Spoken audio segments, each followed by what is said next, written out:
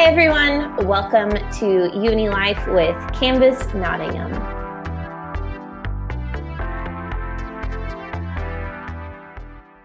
This week we're going to continue our series Before You Go, where we've been talking to different Canvas teammates about some sort of wisdom or thought or topic that they feel like is important to highlight and speak into before everyone goes off in their separate ways for the summertime. This week, we have Miles joining us. And so, how's it going, Miles? It's going well. How does it feel to be on the other side, not in the host seat, but in the interviewee seat? It's been the first time since 2020, so we decided to change it up and bring it back. That's right, we did. Well, thanks for being here. I'm excited to hear what you have to share with us today. Before we get started on the topic that we're covering today, I thought it would be cool to give people a glimpse back in the day in the life of Miles as a uni student. What were you like as a uni student, Miles?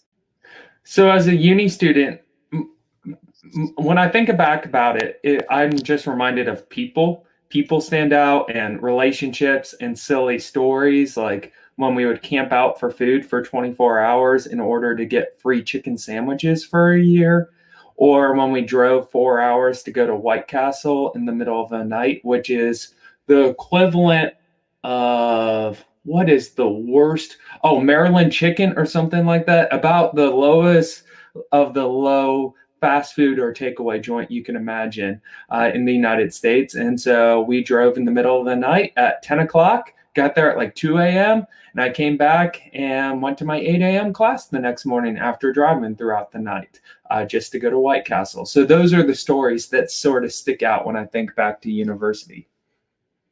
Wow. Would you be up for doing that kind of thing now? I think I've gotten too old for this. That's funny. Yeah, I feel you. I think driving a very long stretch of time and not sleeping is just not a recipe for success. Absolutely not. Sleep is very important. That's one thing I've realized from post-university days. Oh, I undervalued sleep at university. Yeah, I totally agree. I did the same thing. So what else? What stands out from uni? Like, give people a picture of what kind of guy you were. Were you the same as you are today? Were you different? Like, have you changed? So there were similarities and differences for sure. So some of the quirks of Miles, the way I walked and sort of sometimes the way I talk or sometimes mix up words, those were the same. Like the outward workings of Miles were very similar. But at the heart of me, I was different. There are some similarities for sure, but I had a plan in my life. When I started university, I wanted to be a baseball manager or a baseball coach, you could say, or I wanted to work in the sports side of business. But I had like my life planned out for the next 10, 15 years. This is what I'm going to do. This is how I'm going to get here. These are the people I'm going to meet along the way. And my life was all planned out and mapped out till I was like 40. However, life throws you curveballs and sort of things surprise you along the way. And I realized, though, throughout my time at university, that I really cared about what other people thought about me. One of my big strengths in life, I can say, is I'm pretty good at reading emotional temperatures of room and how people are doing. And with that information, you can do a lot of good things or you can do a lot of not so good things. And I feel like when I was younger, I was very insecure with myself and I wasn't confident in who I was as a person. And so I would sometimes use those emotional cues as a gauge of me, sort of thing. So if somebody wasn't in a great space, I was like, oh, what am I doing? What am I saying? What am I acting? Why don't they like me? Instead of worrying about the other person or concern for the other person and like, hey, what's going on with you? A lot of things were filtered through the prism of Miles at that stage in my life. And I really had to grow through that stage of becoming more secure in who I was as a person to use that gift to help other people much more than just worrying about myself and how I look towards other people. Yeah. So your view of yourself influenced the way that these gifts and talents that you had kind of were used in your life. Yeah, I just constantly, if you sort of view it life as a ladder, I sort of had a marking of where I was in the ladder. And I was like, oh, these people I really like or something in my life. I'm like really aware of how they're perceiving me right now. So I want them to like me so I can like climb up the ladder and feel better about myself. And it was always like, I need to measure up, I need to do more, I need to achieve more. In the reality, though, I was making all these situations about me constantly. It was like me, me, me. It was not a like a very mutual thing or about the other person. And so what ended up happening through these things is I wasn't really seeing people for who they were. I was seeing them as a decipher of how I viewed myself in a lot of ways. And because of that, it's really hard to have really deep, authentic relationships when you're so insecure with yourself. And I think sometimes this is like a manifestation of pride in a lot of ways.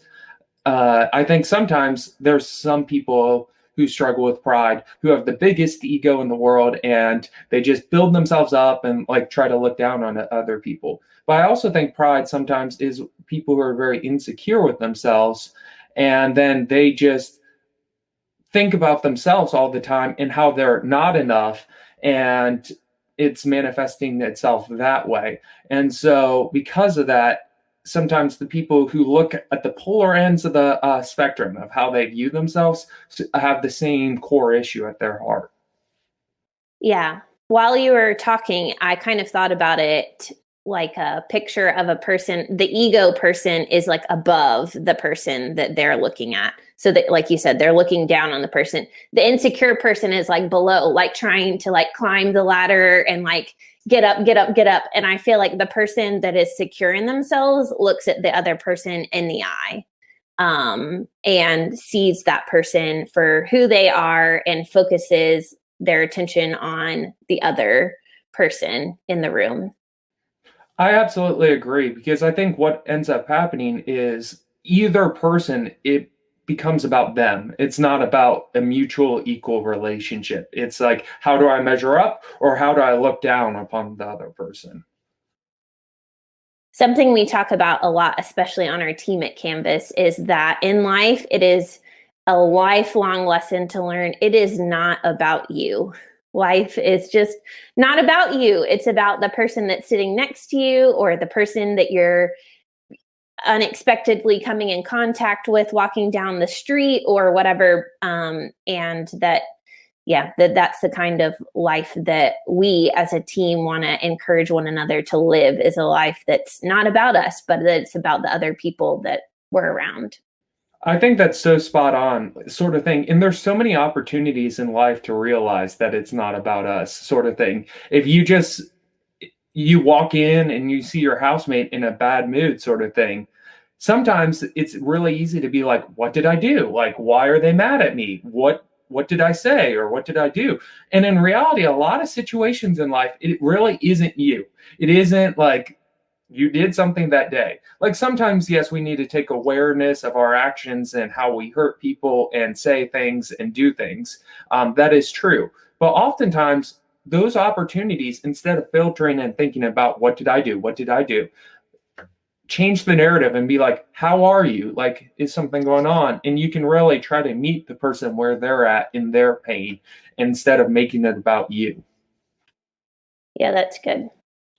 So, when we talked about topics for this podcast episode, you wanted to talk about worship. Why did you want to talk about worship?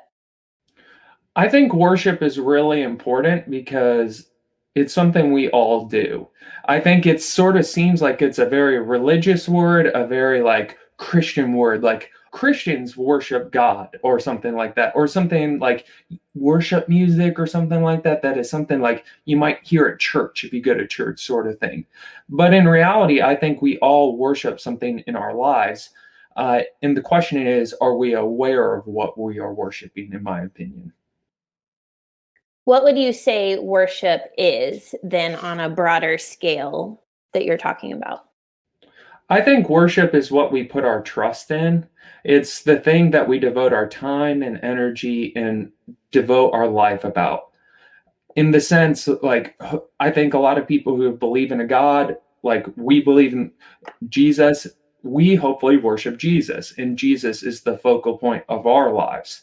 However, you see this in a lot of people's lives that people worship work. You see people who work 70-hour work weeks and who don't spend time with any family or friends just to make the ends meet at their job. And I think those people worship work because their entire lives are revolved around work.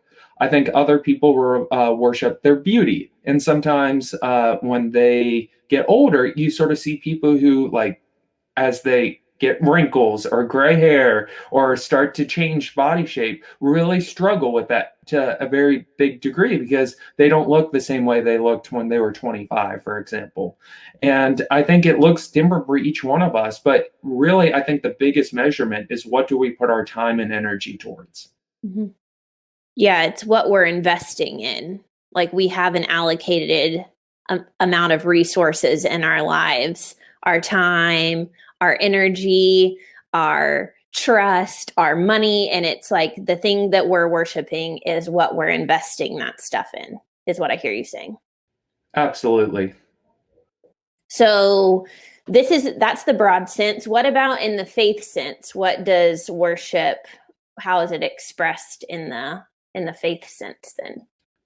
I think worship is just trust acted out. So we talk a lot about faith and like what is faith, and I think the best way to explain what faith is trust. Hopefully, when I say I have a faith in Jesus, it's sort of like I have trust in Jesus. I have trust in Jesus is who he says he is.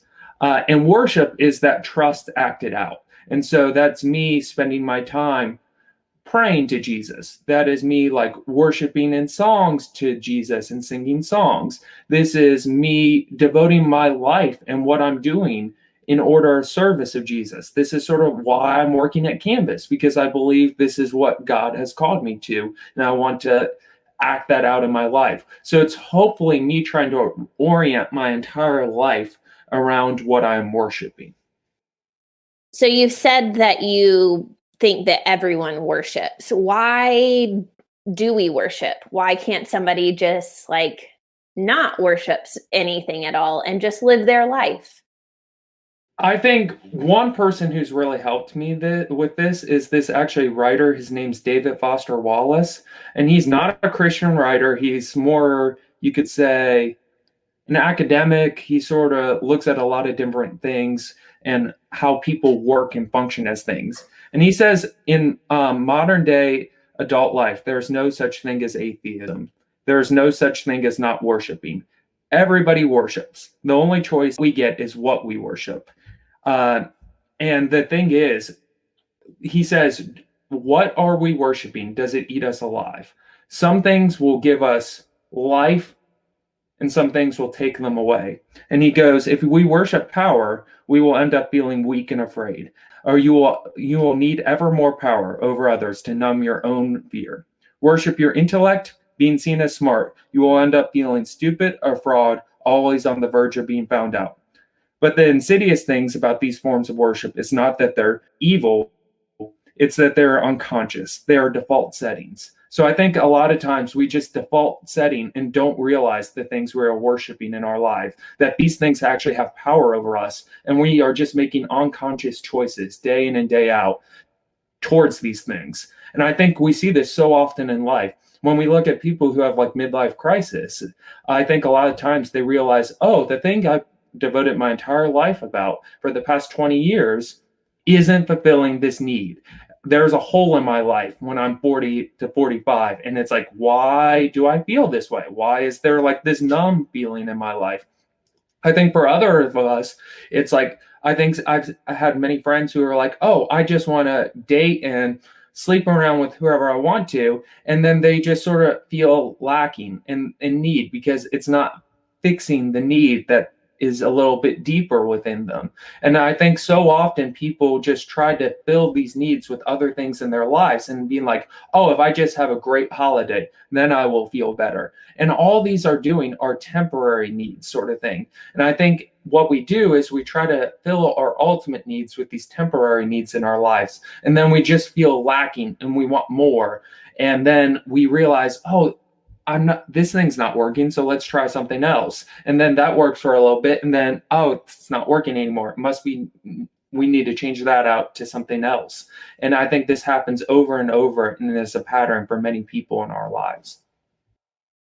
Going back to the idea of worship being the thing we're like investing our resources in, I think that to me that stands out as another picture of why we all worship something, because we're all devoting our time to something. Like we're all devoting our energy to something. We're all living our lives doing certain things. And I think those, like you said, are the things that we are choosing to worship and make our lives about.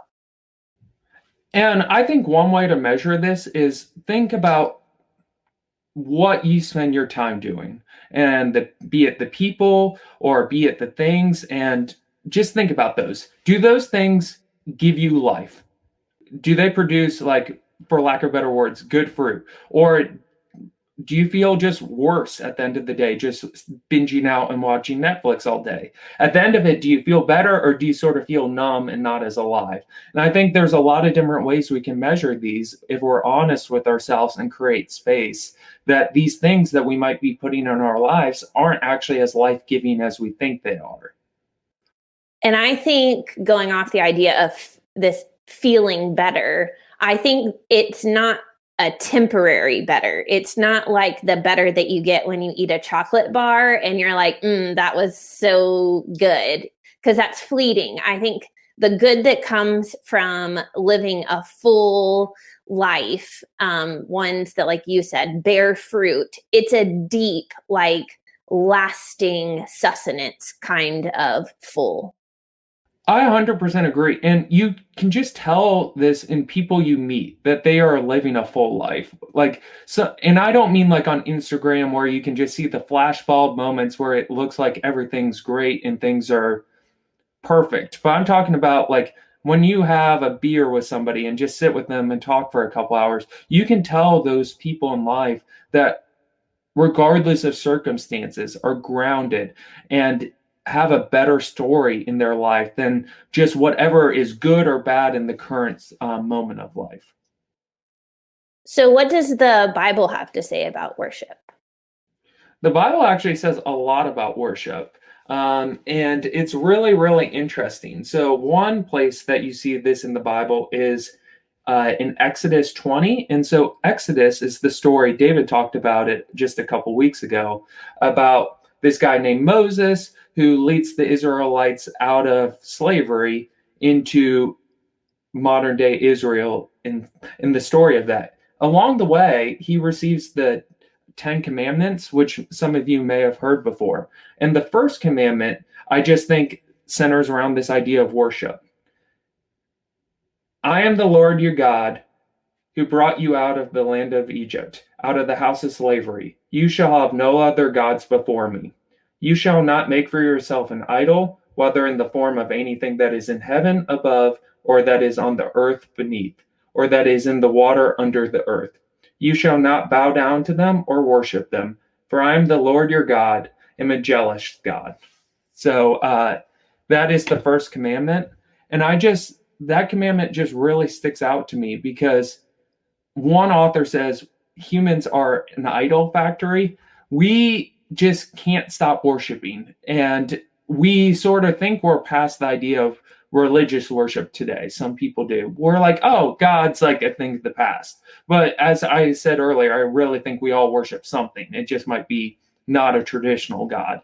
And basically God realizes that we're as humans are going to worship something. And so for him, it's centered around who God is. And so God tells us he's the only one that can fill the need within us. So he's like, don't put anything in front of me because it won't work. You will lead yourself burn out, exhausted, unsatisfied in life. And I just think that's really telling. That's the first commandment in the entire Bible. Like, this is what God says to Moses. What about Jesus? What did he have to say about worship? Jesus talks about it a lot, but like in his most famous speech, it's called the Sermon on the Mount, which is in the beginning of the book of Matthew. Jesus says you can't worship God and money. And Jesus says a lot of things about money. And a lot of times that we are people who worship money and what money means to us. And so it's very easy for us to just get fooled. We think we're doing things for the right reason. In reality, money or some other ulterior motive is actually driving our actions in life. I think that's helpful information. What does that then look like in your life? What role does worship play in your life? I think it is central, or I hope it's central, like sort of thing. I mean, we all miss the mark, we all fall up short. But I was challenged a few years ago by one of my friends, John, who was actually on the podcast last season, and he just like challenged me to reorient my life a little bit. And hopefully, because for me, God is the most important thing, that dictates how I sort of live my day. And for me, that hopefully means I'm going to bed earlier so I can wake up earlier, so I can pray, listen to some worship music and other things, and spend time with God. Because if I say God's the most important thing to me, I should hopefully be spending some time with God, opposed to if I say people are the most important thing or having nights out are the most important thing, I'm going to devote my time and energy to that. And so as I started to get up earlier and spend more time with God, I realized I started to become more like God because, as one author says, you become like the people you spend the most time with. And so I really think this is true also for our faith. If we spend more time in prayer, more time reading the Bible, more time listening to worship music, hopefully through that process, we're becoming a little bit more like God and a little bit more like the person of Jesus. And as that has gone along, it is also my relationship with a lot of these different practices, like listening to music.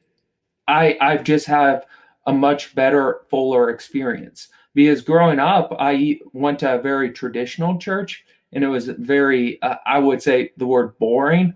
There was an organ and all the music was from 100 to 200 to 300 years ago. And I didn't even really know what the songs meant we were singing. And it was sort of like, oh, let's just pass the song part of church and then we can get to the speaking part of church.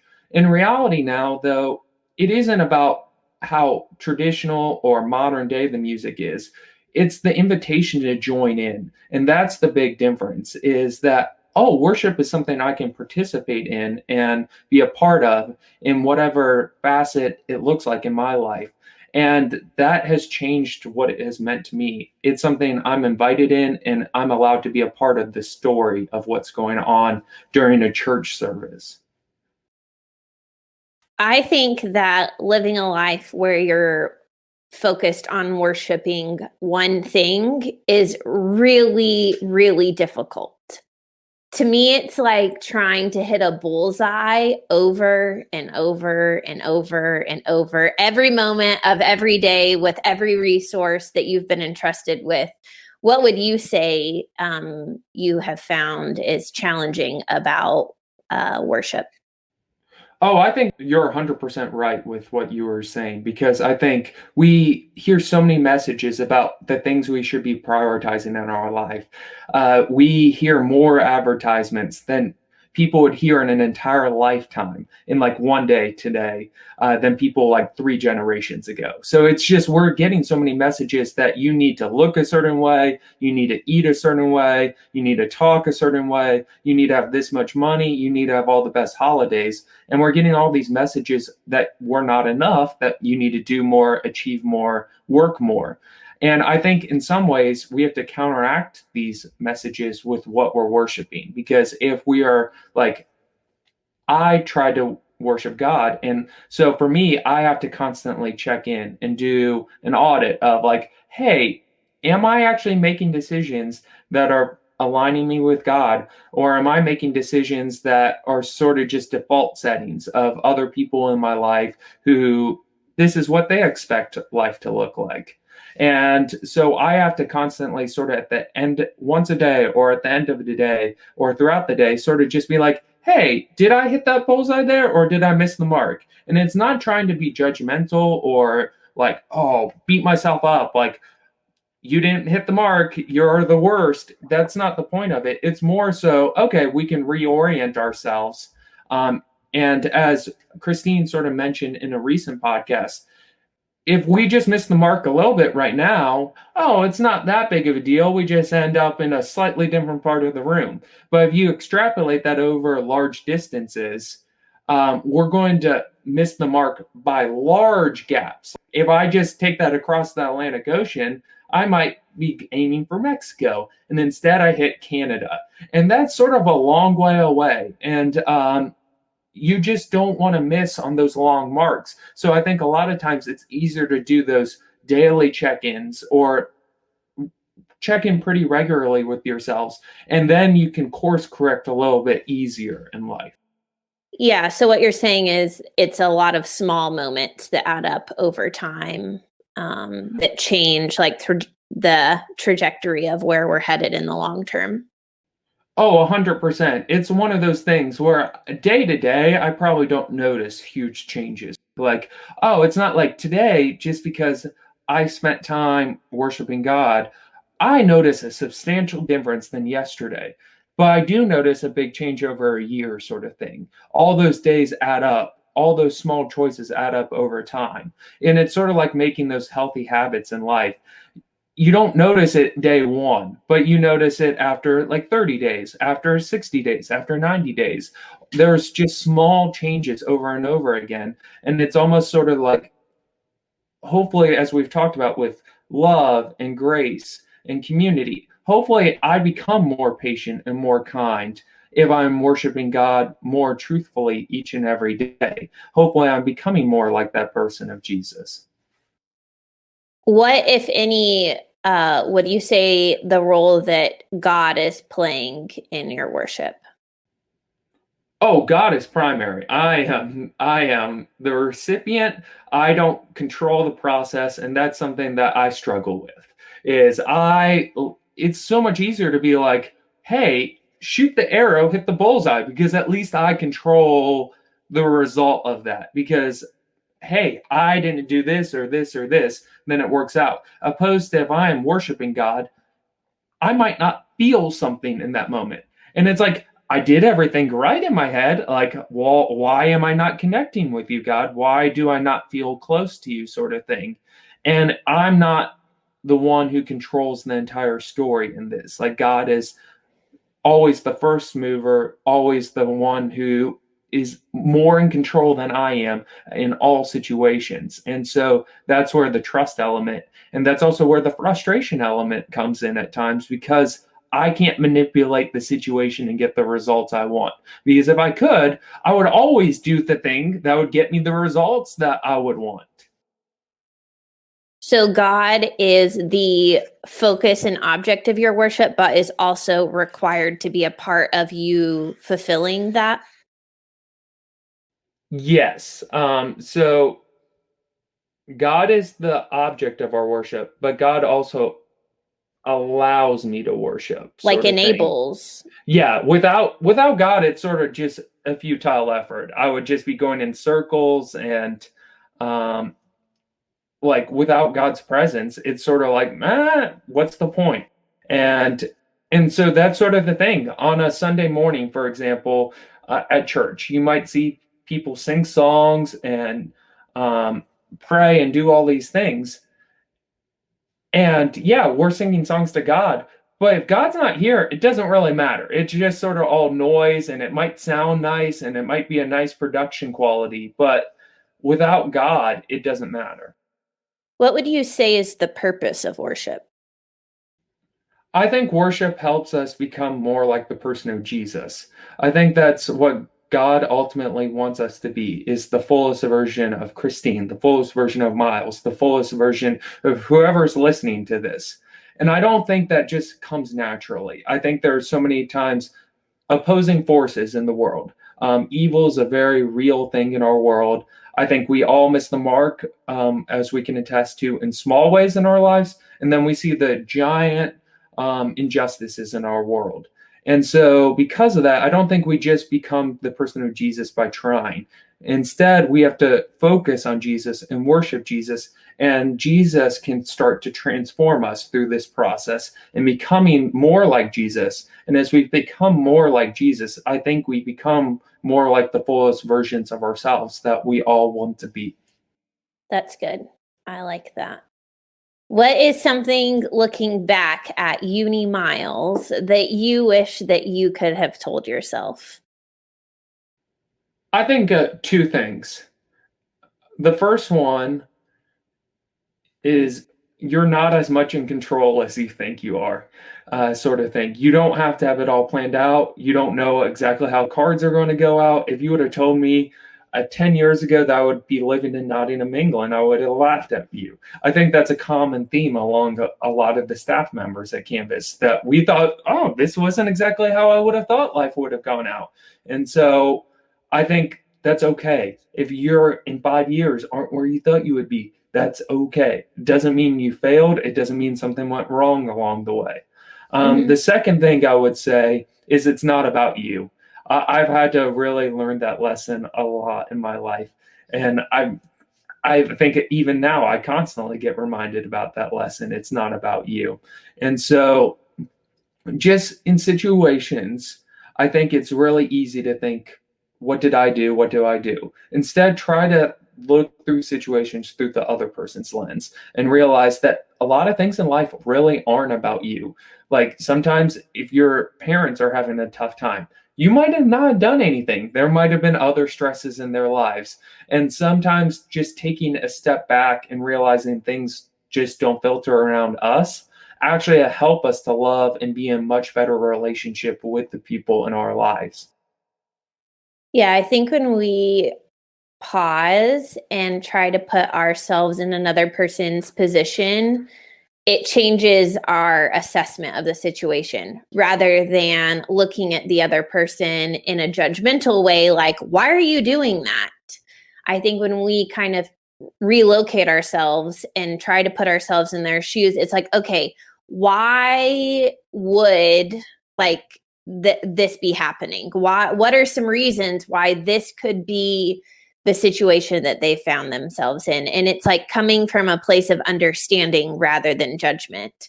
And I think that it has, for me personally, really just I mean, it changes so much. I think normally when I come at things from a place of judgment, it results in so much frustration because I'm not really trying to understand. I'm like picking apart the situation to support my view.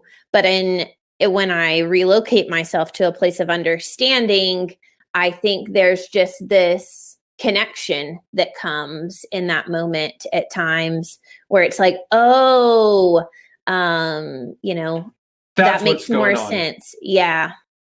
A hundred Mhm. percent. I can't agree more. I really, one of our favorite authors is this woman named Brene Brown, and just so much of this is asking open-ended questions. Because if you ask questions, you allow the other person to fill in the gaps instead of just filling it in with your own story. Yes, it is so important to remember that everyone wants the opportunity to tell their own story. And the way in which to find out what that story is like you said, to ask good questions. Sweet. Well, thank you so much for sharing, Miles. This has been really interesting and a good conversation, and I'm excited to hear what people think about it. Thanks, everybody, for listening. Yeah, for sure. If you would like more information on what's going on with Canvas, please follow us along on social media. We're on Facebook and Instagram at Canvas Nottingham. Next week, we have an exciting guest for you. Her name is Emma. She is our newest Canvas teammate, and she's going to be on the podcast. So join us next week, and we'll see you then. Bye, everybody. Bye.